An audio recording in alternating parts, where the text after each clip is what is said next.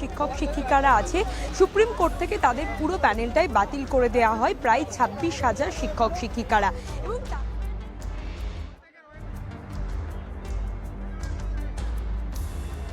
এবং সেই সব যোগ্য শিক্ষক শিক্ষিকার সঙ্গে বৈঠক ডেকেছেন, তারা সকলেই যাবেন এই শহীদ মিনারের পাশে, টেলিগ্রাফের পাশে, সেখানেই সমস্ত শিক্ষকরা জমায়েত হয়েছে। ক্যান্ডিডেট এটা সুপ্রিম কোর্টও মেনে নিয়েছেন এবং আমাদের এসএসসিও মেনে নিয়েছেন যে আমরা যোগ্য, এবং আমাদের যে ওএমআরগুলো উদ্ধার করা হয়েছে নাইসার কাছ থেকে সিবিআই দ্বারা, সেটা সুপ্রিম কোর্ট এবং এসএসসি উভয়ে মেনে নিয়েছেন যে এগুলো অথেন্টিক রয়েছে।